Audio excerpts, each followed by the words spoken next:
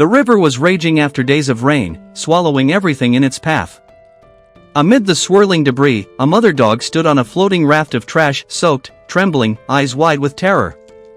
Two tiny puppies clung to her as she howled into the storm, a cry more human than animal.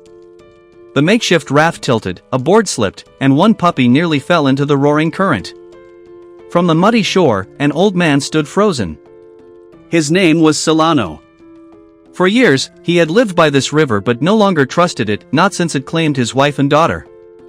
He spoke to no one, fished in silence, and waited for nothing.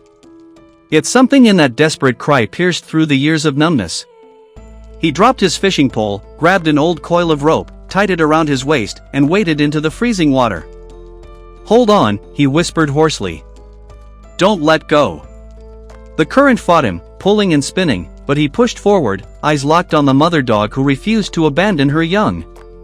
The raft dipped again as he reached it. One puppy slipped into the torrent, he caught it midair, tucking it into his soaked jacket. The mother growled weakly, then stopped. Their eyes met, no fear, only recognition. He lifted the second puppy, then reached for her. At that moment, the rope jerked violently. The current ripped the raft apart, dragging them under. Solano's lungs burned, but he held on to the puppies as darkness closed in.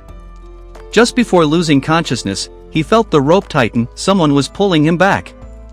A teenage boy from the nearby village had seen everything from the bridge.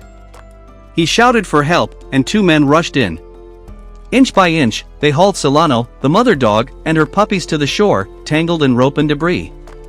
When Solano awoke, the storm had passed. The sky was pale and calm.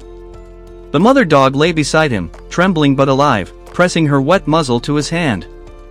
In the days that followed, villagers brought food, blankets, and questions. Who was this quiet old man who had braved the flood?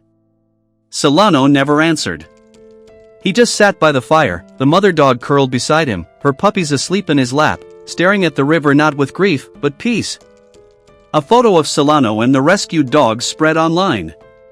Donations poured in, but he refused attention, asking only for a warm shelter for the animals. One volunteer finally asked, "Why did you risk your life for them?" Solano smiled faintly, eyes glistening. "Because once, I couldn't save the ones I loved," he whispered. "But this time, I could." And so, the river that once took everything from him became the place where he found his way back to life.